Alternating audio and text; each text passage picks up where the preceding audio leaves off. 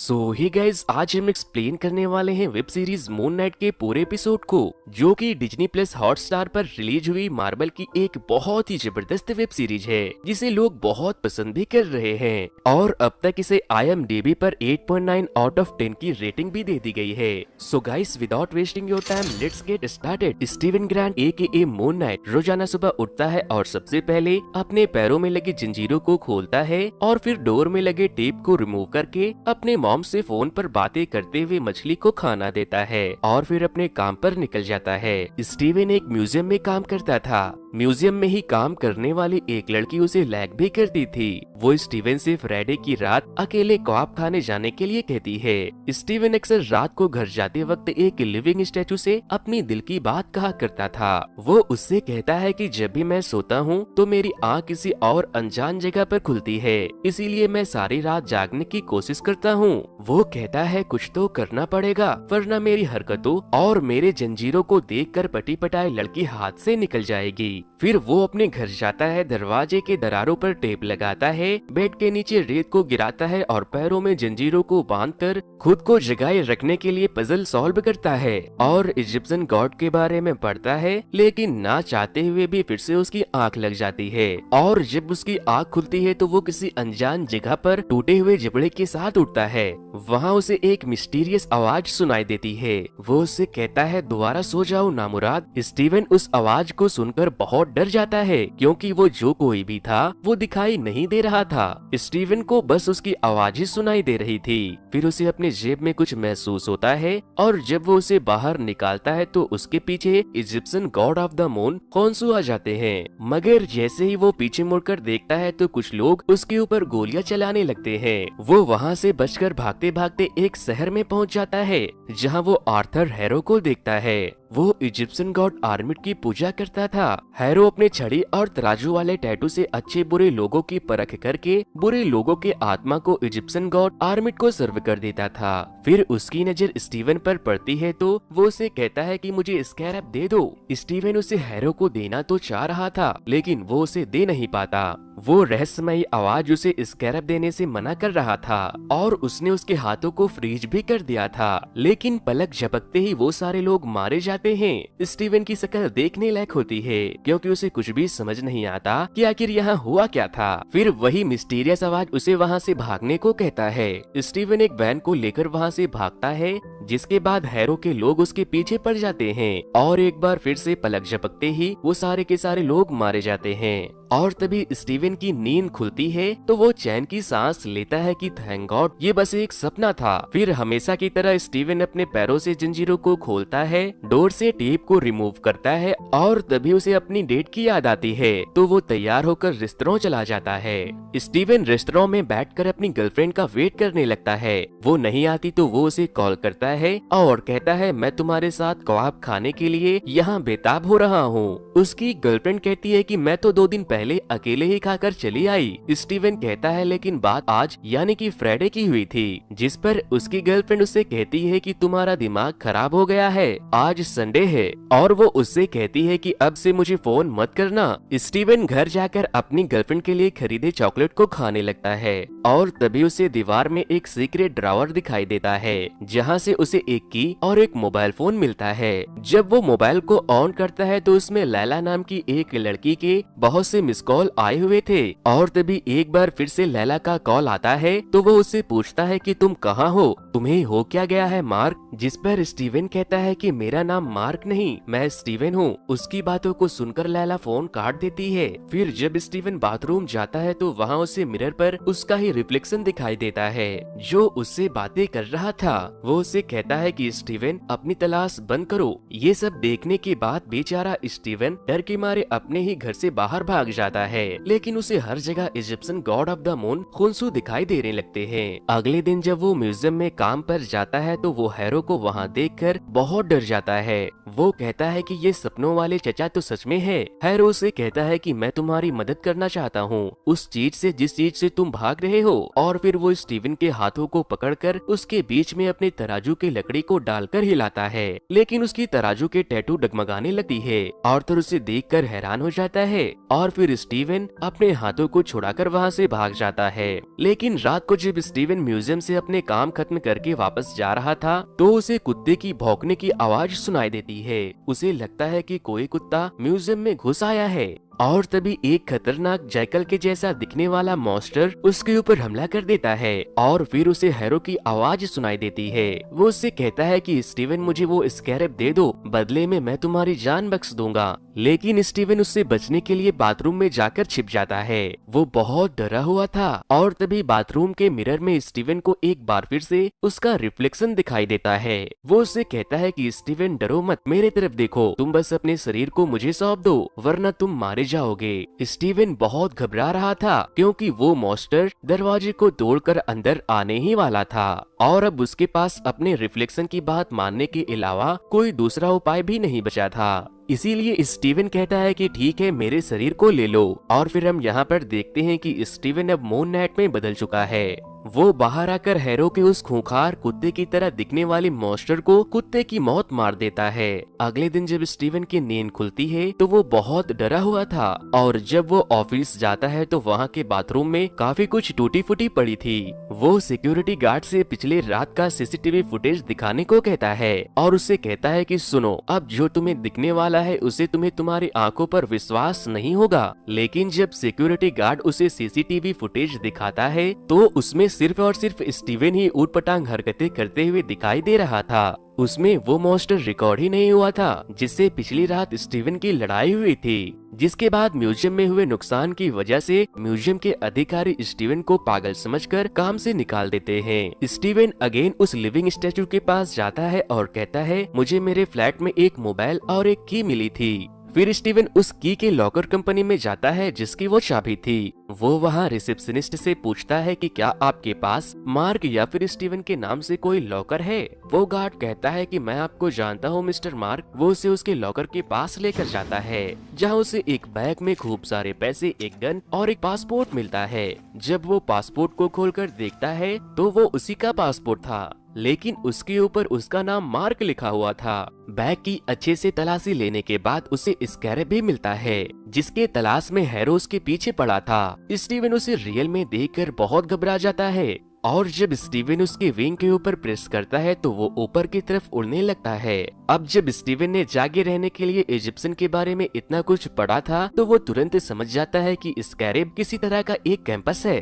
फिर स्टीवन को एक बार फिर से वहाँ शीशे के अंदर उसे उसका रिफ्लेक्शन दिखाई देता है। स्टीवन उससे पूछता है कि कैसे हो आने वाले बाबू, मैं तुम्हारा ही इंतजार कर रहा था। आखिर तुम हो कौन? क्या तुम कोई भूत हो? वो उससे कहता है नहीं, मेरा नाम मार्क है और मैं खौंसू का खादिम हूँ, यानी कि अवतार। मार्क उसे ये भी कहता है कि हम दोनों की जान खतरे में है और इसे बचाने का एक ही उपाय है कि तुम चुपचाप जाकर सो जाओ और अपने शरीर को मेरे हवाले कर दो। लेकिन स्टीवन उसे ऐसा करने से मना कर देता है और उसे कहता है कि तुमने न जाने मेरे शरीर के इस्तेमाल से कितनों को मारा है। मैं इस गैर कानूनी बैग को ले जाकर पुलिस वालों को दे दूंगा। वो मुझे अरेस्ट करके जेल में डाल देंगे और वहाँ मुझे तुमसे छुटकारा मिल जाएगा।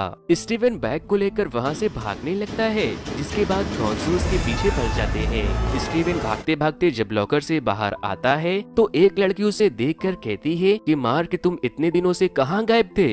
वो उसे अपने साथ लेकर जा रही होती है तो वो उससे पूछता है कि बहन जी आप कौन हो। वो उससे कहती है कि कमीने, मैं तुम्हारी बहन नहीं बीवी लीला हूँ। स्टीवन बड़ा कंफ्यूज हो जाता है और वो उससे कहता है कि अभी तो मेरी शादी भी नहीं हुई है। स्टीवन कहता है कि ठीक है, पहले आप मेरे घर चलो, वहाँ जाकर बातें करते हैं। घर आने के बाद लीला स्टीवन से कहती है कि मार्क तुम्हें हो क्या गया है, तुम इतना नाटक क्यों कर रहे हो। स्टीवन लीला को अपने साथ हो रहे चीजों को बताना चाहता था लेकिन मार्क उसे कहता है कि ऐसा मत करना वरना वो लोग लीला के पीछे पड़ जाएंगे। उसे इन सब चीजों के बारे में कुछ मत बताना। फिर लीला देखती है कि स्टीवन उससे कुछ छिपा रहा है। वो उसे धक्का देकर जबरदस्ती उसके बैग को चेक करती है तो उसे उसके अंदर स्कैरेब मिल जाता है। वो उससे कहती है कि मार्क हम दोनों सालों से इसकी तलाश कर रहे थे और जब तुम्हें ये मिल गया तो तुमने इसे अकेले हथियाने के लिए अपने यादाश्त के भूलने का नाटक किया। स्टीवन कहता है कि नहीं, मैं कोई नाटक नहीं कर रहा,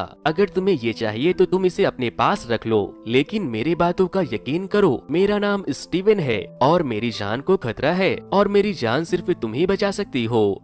तभी स्टीवन का डोरबेल बजता है और स्टीवन देखता है कि दरवाजे पर पुलिस आई है। लीला तो छिप जाती है, लेकिन वो लोग स्टीवन को अपने साथ लेकर चले जाते हैं। वो पुलिस वाले स्टीवन को हैरो के पास लेकर जाते हैं, क्योंकि वो पुलिस वाले भी हैरो की तरह ही देवी आर्मिट की पूजा करते थे। हैरो स्टीवन को अपने साथ लेकर जाता है और मस्त सूप वो पिलाते हुए समझाता है कि बेटा देखो, बात दरअसल ये है कि मैं भी खौंसू का अवतार रह चुका हूँ, लेकिन वो सजा उसे देता है जो गुनाह करता है, लेकिन आर्मिट सजा उन्हें देती है जो गुनाह करने वाले होते हैं। इस बात को जरा सोचो, जब दुनिया में कोई गुनाह होने से पहले ही खत्म हो जाएगी तो दुनिया कितनी खूबसूरत बन जाएगी। इसीलिए तुम मुझे वो स्कैरब दे दो ताकि मैं आर्मिट को वापस से जिंदा कर सकूं और फिर हम मिलकर नई दुनिया को बनाएंगे। स्टीवन कहता है कि क्या एक मगरमच्छ की तरह दिखने वाले देवी के ऊपर भरोसा करना ठीक होगा? क्या तुमने बंदर और मगरमच्छ की बीवी की कहानी नहीं सुनी?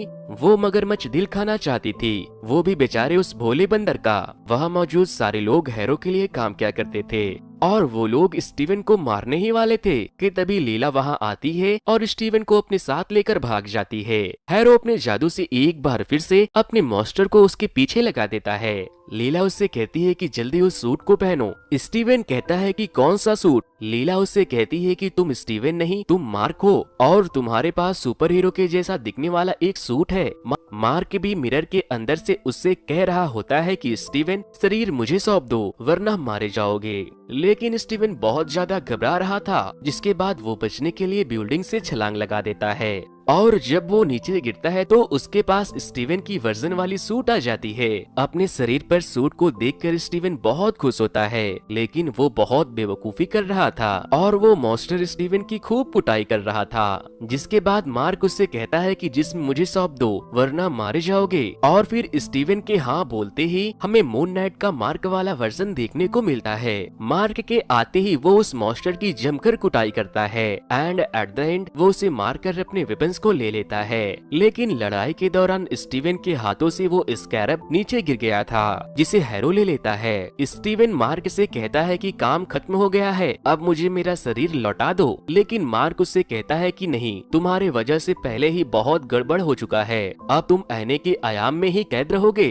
जिसके बाद मार्क स्टीवन से कहता है तुम एक बहुत बुरे इंसान हो, तुमने न जाने कितनों को मारा है और मेरे शरीर से न जाने और कितनों को मारोगे, और तो और तुमने अपनी बीवी तक को छोड़ दिया। जिसके बाद मार्क गुस्से में आकर उस मिरर को तोड़ देता है। फिर हम देखते हैं कि खौंसू मार्क पर बहुत गुस्सा करते हैं। वो उससे कहता है कि स्कैरब हैरो ले गया है। मार्क कहता है कि अब मुझसे ये काम नहीं होगा, जिस पर वो कहता है कि अगर तुमने नहीं किया तो मेरे नए खादिम से तुम्हें इतराज होगा, क्योंकि वो तुम्हारी बीवी है। जिसके बाद मार्क कहता है कि अब आगे क्या करना होगा। अब नेक्स्ट सीन में हम देखते हैं कि मार्क इजिप्ट पहुंच गया है और लीला भी फेक पासपोर्ट बनवाकर इजिप्ट पहुंच जाती है और हैरो उस स्कैरब के मदद से आर्मिट के मकबरे का पता लगाकर उसकी खुदाई करना शुरू करवा देता है। मार्क हैरो का पता लगाने के लिए उसके कुछ आदमियों को पकड़कर उसकी खूब पिटाई करता है और उसे पहाड़ी के नीचे खाई में फेंकने की धमकी देने लगता है, लेकिन वो आर्मिट का नाम लेकर खुद ही खुद की रस्सी काटकर सुसाइड कर लेता है। फिर मार्क खोंसू से पूछता है कि अब हम हैरो को कैसे रोकेंगे,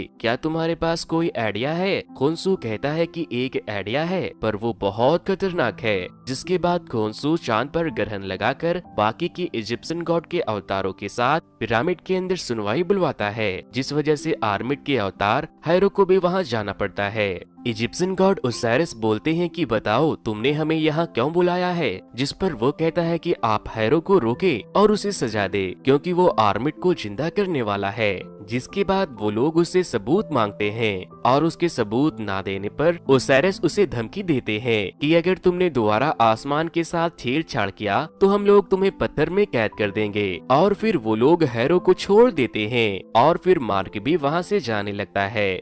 लेकिन जब मार्क वहाँ से जा रहा था तभी प्यार की देवी हैथसोल उसे कोने में ले जाकर बताती है कि अगर तुम्हें लगता है कि हैरो आर्मिड को जिंदा करने वाला है तो उसकी मूर्ति के पास तुम्हें उससे पहले पहुंचना होगा। लेकिन सैनफू नाम के एक सिपाही के अलावा ये कोई नहीं जानता कि उसे कहाँ दफनाया गया है और सैनफू के ताबूत को चुरा कर किसी ने काले बाजार में बेच दिया है। इसीलिए अगर तुम्हें सैनफू मिल गया तो तुम्हें आर्मिड भी मिल जाएगी। मार्क ताबूत की तलाश में मिस्र के सड़कों पर घूम रहा था और तभी लीला वहाँ आ जाती है और कहती है मैं जानती हूँ कि वो ताबूत कहाँ मिलेगा। मार्क उसके ऊपर बहुत गुस्सा करता है क्योंकि वो उसके जान को खतरे में नहीं डालना चाहता था। लेकिन लीला कहती है कि मेरे अलावा तुम्हें कोई वहाँ तक नहीं पहुँचा सकता। वो उसे अपने साथ अपने पुराने बॉयफ्रेंड मुगाट के पास लेकर जाती है जो पुरानी चीजों को कलेक्ट करने का शौक रखता था और उसने ही सैनफू के ताबूत को अपने पास रखा था। मार्क उस ताबूत को देखने के बहाने उसके करीब जाता है। मार्क को कुछ समझ नहीं आता जिसके बाद स्टीवन उस ताबूत के ऊपर के रहस्य को सुलझाने में मार्क की मदद करता है। लेकिन तभी हैरो भी वहाँ आ जाता है और वो अपने जादू से उस मम्मी को डिस्ट्रॉय कर देता है। जिसके बाद मार्क मून नाइट में बदलकर सबकी खूब पिटाई करता है। लेकिन वो लोग भी मून नाइट के अंदर बहुत से नुकीले भाले घुसा देते हैं और तभी बोगाट लीला को मारने वाला था लेकिन वक्त रहते मून नाइट उसे मारकर लीला को बचा लेता है। वो लोग उस मैप के जले हुए टुकड़ों को लेकर वहाँ से चले जाते हैं जहाँ स्टीवन उस मैप के रहस्य को सॉल्व करके उस नक्शे को समझने में कामयाब हो जाता है। लेकिन स्टीवन कहता है कि इसके नक्षत्र 2000 साल पहले बनाए गए थे और तारे अपनी जगह बदलते हैं। इसे समझने के लिए 2000 साल पीछे जाना होगा। जिसके बाद खॉन्सू स्टीवन से कहते हैं कि जब बाकी के गॉड मुझे पत्थर में कैद कर देंगे तो मार्क से कहना कि वो मुझे आकर छुड़ाए और फिर खॉन्सू अपने ताकत से पूरे आसमान को 2000 साल पीछे कर देते हैं जिस वजह से सारे तारे तेजी से अपनी जगह बदलने लगते हैं और लीला उस स्टार के नक्षत्र से उस जगह की लोकेशन को फाइंड कर लेती है। अब जब खॉन्सू ने फिर से आसमान के साथ छेड़छाड़ किया था तो ओसाइरिस बाकी के सारे इजिप्शियन देवताओं के साथ मिलकर खॉन्सू को पत्थर में कैद कर देते हैं। फिर अगले दिन स्टीवन और लीला मिलकर आर्मिड के मकबरे की तरफ निकल जाते हैं। मार्क कहता है कि स्टीवन देखो जिसमें मुझे सौंप दो क्योंकि तुम हैरो का सामना नहीं कर सकते। लेकिन स्टीवन मानने को तैयार नहीं होता। फिर वो लोग जब मकबरे के पास पहुंचते हैं तो हैरो के सारे लोग अंदर जा चुके थे। वो लोग उस जगह से अपने जरूरत के हिसाब से चीजों को इकट्ठा कर रहे थे। मार्क एक बार फिर से स्टीवन से कहता है कि जिसमें मुझे सौंप दो क्योंकि तुम अकेले इन चीजों को नहीं संभाल सकते। स्टीवन कहता है कि मैं अकेला कहाँ हूँ। मार्क गुस्से में आकर कहता है ओए आशिक कहीं के, क्या तुम्हें मेरी बीवी से इश्क हो गया है। स्टीवन अंदर मकबरे में जाने के लिए बहुत एक्साइटेड हो रहा था और तभी लीला उससे कहती है कि तुम्हारे अंदर से मार्क की खुशबू आ रही है और फिर वो दोनों एक दूसरे को किस कर लेते हैं। जिसके बाद मार्क स्टीवन को एक जोरदार पंच मारता है। वो लोग अंदर मकबरे की तलाशी ले रहे थे जो कि एक बहुत ही कमाल की जगह थी और वो एक भूल भुलैया भी थी। लेकिन स्टीवन ने ऑलमोस्ट इजिप्शियन के आर्कियोलॉजिस्ट की सारी किताबें पढ़ रखी थी इसीलिए उसे ओसाइरिस की आंख दिखाई देती है जिसके जरिए वो लोग आगे बढ़ते हैं। वो लोग आगे बढ़ ही रहे थे कि वहाँ एक बहुत ही खतरनाक मॉन्स्टर आ जाता है और वो उन लोगों के ऊपर अटैक कर देता है। लेकिन स्टीवन उसके ऊपर एक बड़े से रेक को गिराकर वहाँ से भाग जाता है। वो दोनों घबराकर बिछड़ जाते हैं और वो मॉन्स्टर लीला के पीछे पड़ जाता है। वो लीला को अपनी तरफ खींच लेता है। लीला किसी तरह उससे खुद को छुड़ा लेती है लेकिन वो मॉन्स्टर एक बार फिर से उसके ऊपर अटैक कर देता है जिसके बाद लीला उसे जलाकर नीचे खाई में फेंक देती है। लेकिन तभी खाई के दूसरे तरफ से हैरो लीला को देख लेता है और वो उसे बताता है कि क्या तुम्हें पता है कि तुम्हारे पिता को मार्क ने मारा था। इधर दूसरी तरफ हम देखते हैं कि स्टीवन को वो मकबरा मिल चुका है। स्टीवन इतनी बड़ी डिस्कवरी करने के बाद बहुत खुश हो रहा था। वो उस ताबूत को ओपन करता है और उस मम्मी के अंदर से एमिट की मूर्ति को बाहर निकालता है। लेकिन जब लीला वहाँ आती है तो वो गुस्से में स्टीवन को कहती है कि मार्क को लाओ और जब मार्क वहाँ आता है तो वो उससे पूछती है कि तुमने मेरे पिता को क्यों मारा। वो लोग बातें कर ही रहे थे कि तभी हैरो वहाँ आ जाता है और मार्क से एरमिट की मूर्ति को मांगता है। लेकिन जब वो मना कर देता है तो हैरो उसे शूट करके मार देता है और लीला वहीं छिप जाती है। दोस्तों अब यहाँ पर ये कहानी शिफ्ट होती है एक असाइलम में जहाँ मार्क एक पेशेंट था और हैरो एक डॉक्टर। वो मार्क को समझा रहे थे कि मार्क, ये जो चांद के देवता, मेरी और स्टीवन जैसो की कहानियां जो तुम हमें बता रहे हो, वो सब बस तुम्हारे दिमाग का एक वहम है। फिर मार्क को याद आता है कि उस डॉक्टर यानी कि हैरो ने उसे मार दिया था, जिसके बाद वो डर के मारे वहाँ से भाग जाता है और वो एक कमरे में जाकर बंद हो जाता है, जहाँ उसे एक मम्मी दिखाई देती है। और जब वो उस मम्मी को खोलता है तो उसके अंदर से स्टीवन बाहर आता है। वो उसे वहाँ देखकर बहुत खुश होता है। फिर जब वो दोनों जैसे ही वहाँ से बाहर जाने के लिए एक दरवाजे को खोलते हैं तो उनके सामने एक हिप्पोपोटामस जैसी दिखने वाली इजिप्शियन गॉड टेओरेट वहाँ आ जाती है। टेओरेट उसे कहती है कि मृत्यु लोक में तुम्हारा स्वागत है। वो उन्हें बताती है कि मार्क, तुम मर चुके हो, लेकिन मृत्यु लोक को समझ पाना इंसान के दिमाग की बस की बात नहीं होती। मार्क उसके बातों पर विश्वास नहीं करता और कहता है कि अगर हम मर चुके हैं तो हम यहाँ क्या कर रहे हैं। टेओरेट उसे बताती है कि मरने से पहले इंसानों के दिमाग कल्पनाओं की दुनिया में खो जाता है। जो तुम अभी देख पा रहे हो वो बस तुम्हारे दिमाग की कल्पना है। मार्क और स्टीवन उसके बातों पर यकीन नहीं करते और जैसे ही वो वहाँ से जाने के लिए एक दरवाजे को ओपन करते हैं तो इजिप्शियन गॉड टेओरेट अपने रेत के जहाज से उन लोगों के पास आती है। टेओरेट इंसाफ के तराजू पर मार्क और स्टीवन के दिल को निकाल कर रखती है और कहती है कि अगर इंसाफ के तराजू पर फेदर ऑफ ट्रूथ का वजन तुम्हारे दिल से ज्यादा हुआ तो तुम्हें देवताओं के पास भेज दिया जाएगा, और अगर तुम्हारे दिल का वजन भारी हुआ तो तुम्हें रेतीले मैदान में फेंक दिया जाएगा। लेकिन वो तराजू डगमगाने लगता है, जिसके बाद टेओरेट उससे कहती है कि तुमने जरूर कुछ ऐसे काम भी किए हैं जो तुम्हारे यादों से पूरी तरह मिट चुकी है, इसीलिए अब तुम्हें वापस से अंदर जाकर अपनी भूली भटकी यादों को ढूंढना होगा, जिससे ये तराजू तुम्हें सही से परख सके। वो दोनों जब उस दरवाजे को खोलते हैं तो वो वापस से उसी असाइलम में पहुंच जाते हैं। मार्क और स्टीवन एक दूसरे के यादों को देखने चले जाते हैं, जहां स्टीवन उन सभी लोगों को देखता है जिसे मार्क ने मार दिया था। स्टीवन मार्क से कहता है, तुमने इतने लोगों को क्यों मारा? जिस पर वो कहता है कि मैं सिर्फ उसी को मारता हूँ जो गुनाह करते हैं। फिर स्टीवन को एक बच्चा दिखाई देता है तो वो उसके पीछे चला जाता है, जहाँ उसे ये पता चलता है कि मार्क और उसका भाई रोरो एक गुफा में खेलने जाते हैं तो बारिश शुरू हो जाती है और गुफा में पानी भर जाने के कारण उसका भाई रोरो वहीं डूबकर मर जाता है। लेकिन मार्क वहां से जिंदा लौट आता है, जिसके बाद से मार्क की मॉम उसे रोरो के मौत का जिम्मेदार मानने लगती है और वो उसे खूब टॉर्चर भी करने लगती है। अब सीन शिफ्ट होती है इजिप्ट में, जहां पर हमें उस वक्त का सीन दिखाया जाता है जहां पर मार्क इजिप्ट में कुछ कीमती सामान की तलाश में खुदाई कर रहा था। लेकिन तभी वहां पर कुछ आतंकवादियों ने हमला कर दिया, जिससे बहुत से लोग मारे गए, जिसमें लीला के पिता आर्कियोलॉजिस्ट अब्दुल्ला भी शामिल थे। फिर हमें एक इजिप्शियन टेम्पल दिखाई देता है जहाँ स्टीवन बहुत ही बुरी तरह से घायल अपने दर्द से आजादी के लिए खुद को खत्म करने वाला था। तभी पीछे से उसे एक आवाज सुनाई देती है और वो उससे कहती है कि क्या तुम्हारी जिंदगी की बस इतनी ही कीमत है? मैं तुम्हारी जान बचा सकता हूँ, लेकिन बदले में तुम्हें मेरा खादिम बनना होगा और रातों की मुसाफिर पर होने वाले जुल्म से उन्हें बचाना होगा। जिसके बाद मार्क कहता है, ठीक है, मैं तैयार हूँ, और फिर उसके अंदर मून नाइट की पावर आ जाती है और वो बन जाता है मून नाइट। जिसके बाद से Mark god of the moon Khonsu का अवतार बन गया था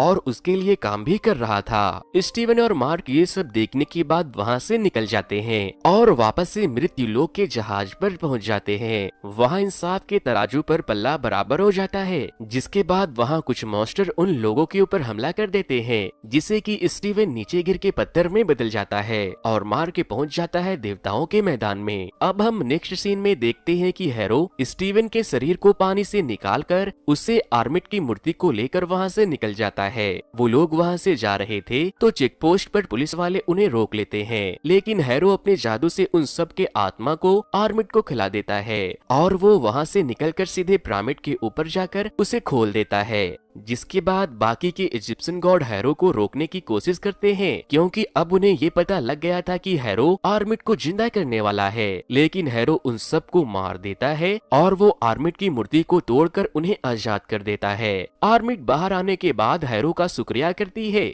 और वो उसे बहुत खुश होती है। इधर दूसरी तरफ हम देखते हैं कि हैरो के आदमी के साथ साथ लीला भी वहाँ आ गई थी और वो खोंसू की मूर्ति को ढूंढती है और वो उसे तोड़कर उसे आजाद कर देती है। खोंसू कहता है कि मार्क शहीद हो गया है, क्या तुम मेरी खादिम बनकर अंधेरे की मुसाफिरों की हिफाजत करोगी? वो बोलती है कि नहीं, मैं तुम्हारी गुलामी नहीं करूंगी। जिसके बाद खोंसू आर्मिट से लड़ने चला जाता है। आर्मिट खोंसू की खूब कुटाई करती है। इधर दूसरी तरफ हम देखते हैं कि मार्क सुकून के मैदान में पहुंच गया था, लेकिन वो स्टीवन को वहां अकेले नहीं छोड़ सकता था, इसीलिए वो उसे बचाने चला जाता है। लेकिन स्टीवन के साथ साथ अब मार्क भी पत्थर में बदलने लगता है। तभी वहां से एक दरवाजा खुलता है और वो दोनों नॉर्मल होने लगते हैं। जिसके बाद ट्यूरेट अपने जहाज से वहां आती है और कहती है, ओसिरिस तुम दोनों से बहुत खुश हुए और अब तुम्हें वापस से पृथ्वी लोक में जाकर एक काम को पूरा करना होगा। फिर हम देखते हैं कि मार्क के शरीर से वो बुलेट्स बाहर निकल आते हैं और एक बार फिर से वो बन जाता है मून नाइट। मार्क के जिंदा होते ही खोंसू से मिलने आता है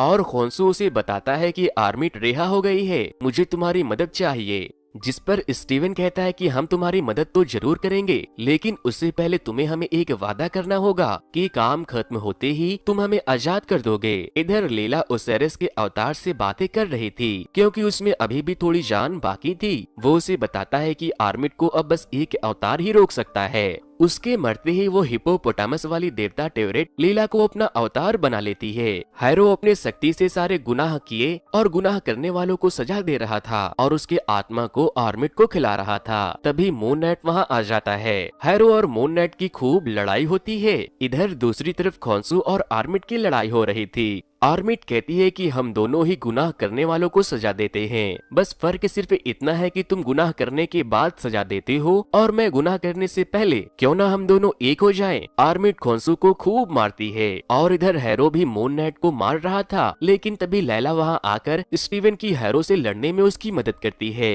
अब लैला भी ट्यूरेट की एक अवतार बन चुकी थी, जिसके बाद उसके पास भी बहुत से पावर। एक तरफ खोंसू और आर्मिट लड़ रहे थे तो दूसरी तरफ मून नाइट, लीला और हैरो लड़ाई टक्कर की होती है। लेकिन तभी पलक झपकते ही मून नाइट हैरो को हरा देता है, लेकिन आर्मिट अभी भी मून नाइट को मार रही थी। जिसके बाद मार्क और लीला पिरामिड के अंदर जाकर जादुई मंत्र को पढ़ते हैं और आर्मिट को हैरो में कैद कर देते हैं। खोंसू मार्क को हैरो को मारने को कहता है, लेकिन वो कहता है नहीं, अगर मैंने ऐसा किया तो तुम में और आर्मिट में कोई फर्क नहीं रह जाएगा। फिर स्टीवन खोंसू से उन्हें आजाद करने को कहता है और खोंसू उसे आजाद कर देता है। दोस्तों, मूवी के पोस्ट क्रेडिट सीन में हम देखते हैं कि खोंसू मस्त एक रोल्स रॉयस में हैरो के साथ जा रहा था और वो अपने एक नए अवतार के जरिए हैरो को मार देता है। तो दोस्तों, इसी के साथ ये वेब सीरीज यहीं पर खत्म हो जाती है। इस वेब सीरीज को बनाने में मुझे बहुत मेहनत लगी है, तो आप लोगों से ये गुजारिश है कि आप इस वीडियो को लाइक करके मेरे चैनल को सब्सक्राइब करना तो बिल्कुल भी ना भूलें। फिर मिलता हूँ किसी और मूवी या फिर सीरीज के एक्सप्लेनेशन के साथ।